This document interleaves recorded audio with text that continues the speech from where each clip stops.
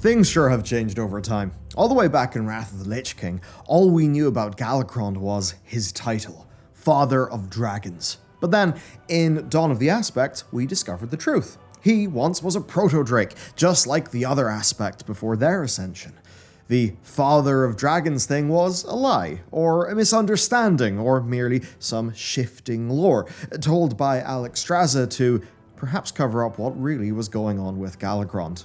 That he was, in fact, a failed experiment on the road to the Aspects. This area is but one example. The whole history of dragons is filled with twists, turns, retcons, time loops, and so much change. Today, we're going to explore that madness and discover just how dragons went from a few green pixels with big potential back in Warcraft 2 to the Aspects reclaiming their power on the Dragon Isles in the expansion we are playing right now.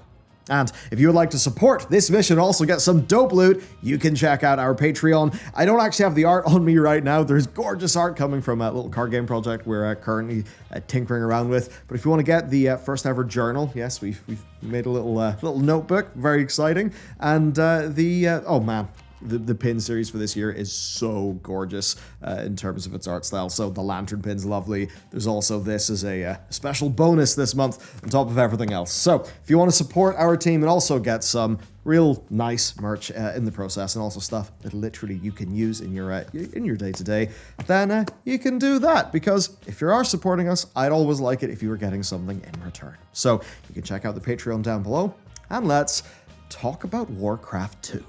So, dragons were introduced in Warcraft 2, the real-time strategy game. They were reclusive creatures from the untamed northlands of Azeroth, then only a continent stretching from Stormwind to Quel'Thalas. Kalimdor wasn't really talked about, wasn't a thing. Dragons had little contact with their mortal neighbors. That is, until they became unwilling servants of the Horde. Rand and Maim, two of the invading orcs, masterminded the capture of the Dragon Queen Alexstrasza. Her children, raised up by the Dragon Maw clan of orcs, and made to serve as the Horde's most powerful weapons of war, used in the Siege of Dalaran and the Battle of Blackrock Spire. This was the first iteration of dragons in the Warcraft setting, and it gave much room to grow.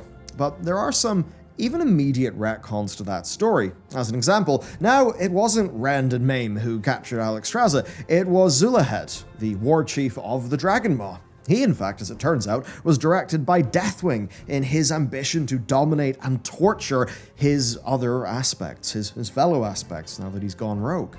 It goes to show how the relatively simple story of orcs capturing dragons then evolved into a vendetta between dragons stretching back thousands of years. But even by this stage, Deathwing had not been introduced into the game. Back in Warcraft 2, all dragons had green scales. That's just what the sprite was. There were no Dragonflights or any other distinguishing features, apart from Alexstrasza, who was essentially a building at the time, and Deathwing. Deathwing was represented with black wings and a unique armored dragon portrait. Introduced in Beyond the Dark Portal, the expansion to Warcraft 2, he was the first big step up in dragon lore.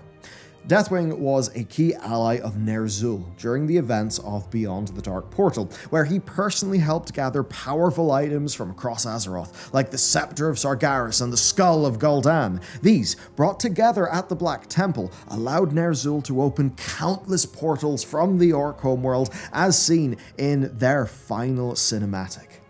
The game's manual gave Deathwing a brief backstory.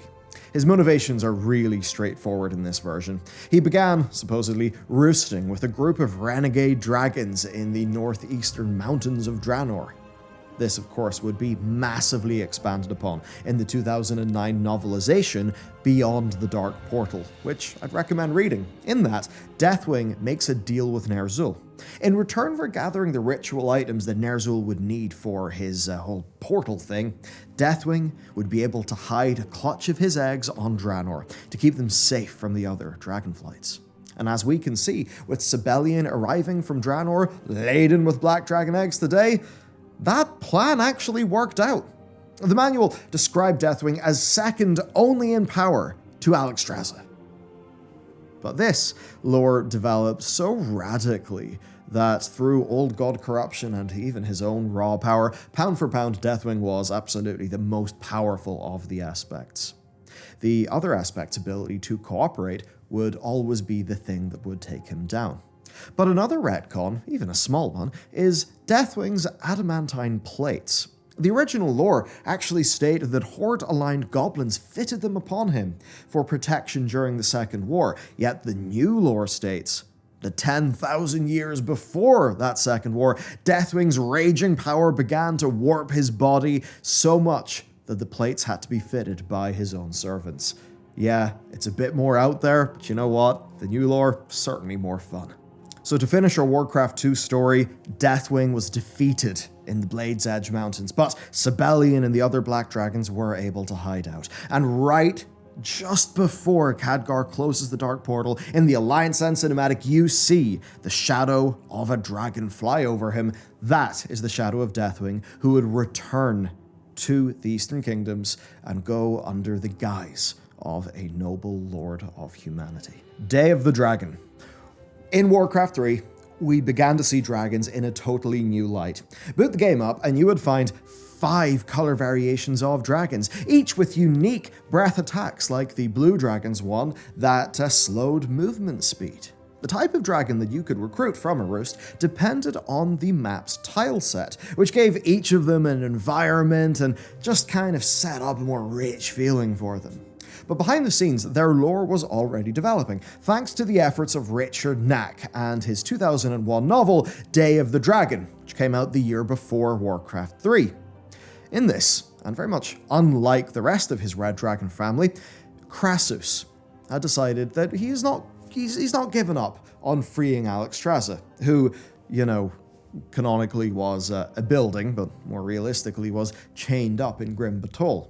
So, after the Second War, he met the aspiring mage Ronan and sent him on an adventure to Grim Batol, where Alexstrasza was being held captive. He was, of course, successful, using a gemstone made from Deathwing's own scale to destroy the Demon Soul, thus freeing Alexstrasza.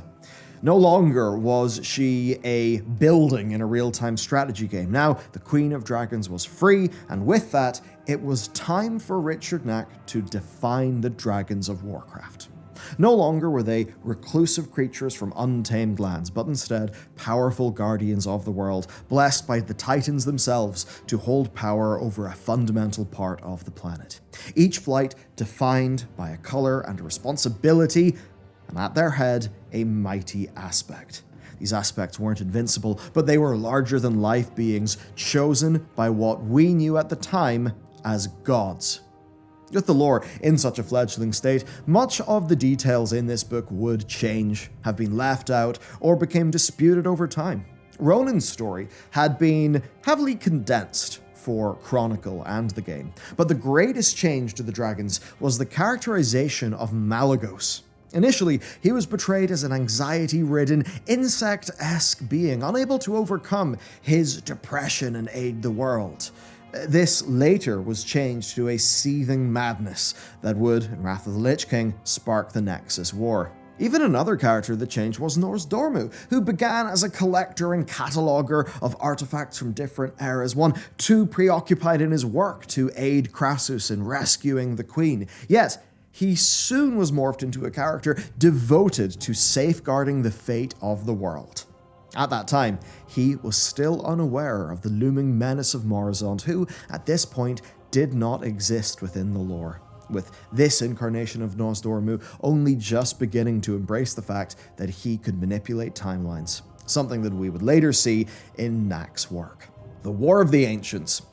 If you've played Warcraft long enough, you will have existed through 2 canonical versions of the War of the Ancients. Because of Nozdormu, they sort of both still happened. One happened without time travelers, the initial War of the Ancients, and another one happened where Ronan, Crassus, and the Orc champion Broxigar joined Malfurion and the Kaldorei rebels in their war against Ashara. That was the adventure, but the rest of the novel shed light on the conflict that not only broke the world, but broke the Dragonflights. The first iteration of the War of the Ancients was told to us in the Manual of Warcraft 3, but it made no mention of dragons at all. obviously, they would be further developed in the works of Richard Neck. The first full telling of the lore was from an in-game lore book found within the library of the Scarlet Monastery. And in this book, the betrayal of Deathwing is mentioned, but that the details are lost to time. Well, one big detail lost to time was the Demon Soul.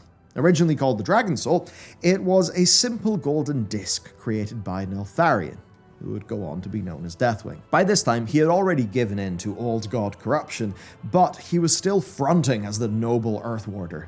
He convinced the other dragons to imbue this item with their power, essentially as a super weapon. This was super convincing at the time to the other dragons because the Legion were launching their first full-blown invasion of the world, so the dragons felt that, okay, desperate times, desperate measures. Of course, Deathwing revealed his betrayal as the Dragonflights gathered to fight the Legion. He unleashed the Demon Soul over Zinishari, where the Blues were the first to realize his betrayal and strike back, but disastrously so. They were all but obliterated with no hope of renewal. Malygos fled to Kuldara in despair. But fortunately, the time-traveling Crassus had actually managed to secure a clutch of blue dragon eggs from Deathwing's betrayal, and at the very end of the book, Nosdormu took the eggs, implying that this was to give new hope to the blue Dragonflight. So the thing that changed here is the fate of the blue Dragonflight. Before Wrath of the Lich King, they were incredibly rare. The likes of Azuragos and Kelagos were some of the very few remaining members, but behind the scenes, Blizzard wanted to introduce more villainous dragons who weren't corrupted by old gods. Malygos was chosen, and his flight needed to be much larger if it was going to, realistically, portray the villainous role that they would play in the Nexus War of Wrath of the Lich King. Now, funny enough, the lore of near-total obliteration, again emphasizing the near-total, they were still pretty much obliterated. But that lore, and Crassus saving the flight through time travel, that has been seemingly dropped. Instead, the Blue Dragons just slowly rebuilt their strength over 10,000 years, ready to fight in Wrath. Which, to be honest with you, I think is a good bit more clean than having to rely on timeline bullshit. Not that everything from that should be retconned, because Broxigar is pretty damn cool. I think we all want to see something of him in the future. Dawn of the Aspects followed the now blue aspect Kelagos' vision quest to understand the birth of dragonkind. He found the spark of Tyr at Galakron's Rest, and through this, he was sent to the primordial days of the Protodrakes, hunting in ancient Kalimdor. He experienced the fight against Galakron through Malygos' eyes and learnt many truths. He learnt that the Aspects were not blessed by the Titans themselves, rather by their keepers, which contradicted the charge of the Dragonflights in the book, right? Its first rendition, where the Titans directly interact with the Aspects. This is a small change, shifting it over to the keepers of the Titans. Small, but it did have huge consequences. Because at the time, we were only just discovering the Titan Keepers were more free-willed than just mere machines. We had stories like Loken's betrayal, and much later, well, the entire personality of Odin as a testament to that. Tyr, though, was friendly and warm. He saw big potential in the Protodrakes, and he went out of his way to protect them, even losing an arm in the process. But below Valdrakken, we are finding a bit more of what Tyr was interested in, specifically the Halls of Infusion, a Titan facility designed to infuse Order magic into a wellspring of Azerothian energy to, well, as Tyr states himself, by ingesting the water or causing their eggs to absorb its effects, it should be possible to keep even the most willful of dragons aligned with the Titan's philosophies. You know, just some Titan vitamins in the water to make sure that the dragons come out the right way. Far from spontaneous interest in the Protodrakes as described in Dawn of the Aspects, Tyr's fascination goes much further back to an intentional program of uplifting Azerothian life. This fascination is seen once again in his secret labs, only just discovered. Every form of dragon life, even the Protodrakes, they are catalogued and examined. We see this at the very end of the Valdrakken Accord campaign, where the most shocking thing that we discovered is that, whether it's Tyr's or someone else's, Some negligence may have allowed either the Halls of Infusion to be infected by Yogg-Saron, or Yogg-Saron or something to go wrong, leading to Galakrond. Yeah, it's kind of implied that Titan-forged meddling led to the Proto-Drake Galakrond mutating out of control. Which takes us right back to Dawn of the Aspects, where Tyr said that Galakrond was not intended. Which does kind of tell us that a lot of these ideas about Tyr and the background of that Titan lore, it kind of did exist back in Dawn of the Aspects, where Tyr said that. And of course, in the light of G'huun, the quasi-old god creature that was resulting from Titan-forged experiments that we saw in Battle for Azeroth, it is hardly a surprise. And this then brings us to the greatest draconic lie. As the Alliance and the Horde marched on the Wrathgate, adventurers were sent to Wyrmrest Temple. They needed the Dragon Queen to stop the Scourge resurrecting frostworms from the bones around Galakrond's rest. And she said of Galakrond, "Progenitor of dragonkind, it is from Galakrond that the Titans created the aspects. Imagine then the power of Galakrond." That is the story that we were told in Wrath of the Lich King. And there was no reason for us to deny it at the time. But even Dawn of the Aspects showed us Galakrond and the Aspects lived around the same time, and now we've even heard much from Tyr himself that Galakrond was an unintended consequence of, essentially, the forces of order, the Titan-forged, meddling with life on Azeroth, something we've always known they've been doing. The Primalists. These are the newest dimension of dragon lore. They're a massive change, but they do cut to the core of what it means to be a dragon. They are, well, godlike forces of nature that, whilst intelligent, are still very, very dangerous. They're really closer to Warcraft 2 dragons than our aspects, but the Primalists challenge so much more. They really exist to challenge everything that we had taken for granted about the Dragonflights, right down to the very idea that they are the good guys. Now, I think they are definitely the good guys. I think they do have good intentions. But again, we're learning more. Once, proto-drakes turning into dragons felt like a natural evolution, but I suppose much in the same way that earthen turned into dwarves because of old god meddling, proto-drakes turned into the dragons we know because of titan meddling. It does seem to be that way, which just shows the impact that all of these different forces have had on life in Azeroth for a very, very, very long time indeed, with the Curse of Flesh being, foundational lore in the Warcraft setting for a very long time indeed. Guess we're seeing that more than just old gods do that. But it also does seem to be the source of much of the power of mortals. Anyway, now we are discovering that the Titans and their servants, they're not evil, but they are beings of order. If they find something that's unordered, they're going to order it. They're not evil or nefarious schemers, they just have a way of doing things. And I suppose, like any god or stellar civilization, they just see things a certain way and that's their policy. For some, like the aspects, it works out. For others, like the incarnates, it very much does not. We can no longer believe in a manifest destiny-esque myth with the aspects, that their power is just inevitably better than that of the proto-drakes or the elements of Azeroth. I suppose there is a great leveling of things going on right now. No longer just being the bottom of an evolutionary ladder. That is a massive tonal shift for the proto-drakes and the dragons.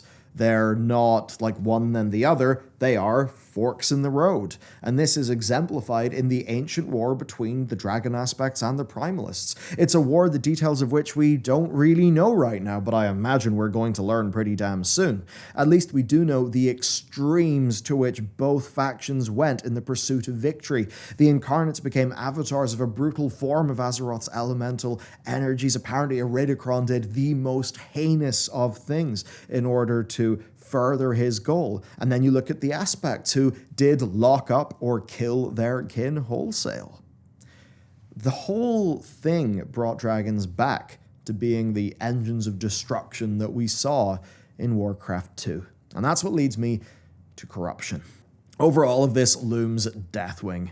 And even being long dead, we find ourselves still grappling with the legacy of that character and his creations.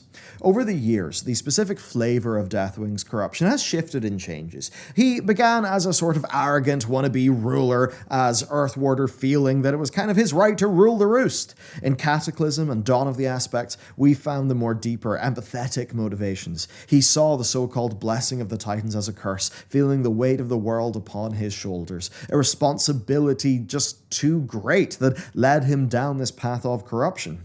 But either way, the old gods long had an interest in Deathwing, that even when he was a proto-Drake, he would absently stare into the mountains as if something was whispering to him. And now, this scene from Legacies shows us the exact moment he gave in to the whispers and the promises of the old gods. The possible retcon here, then, is that he intentionally gave in to the void, making a Faustian pact in a desperate moment.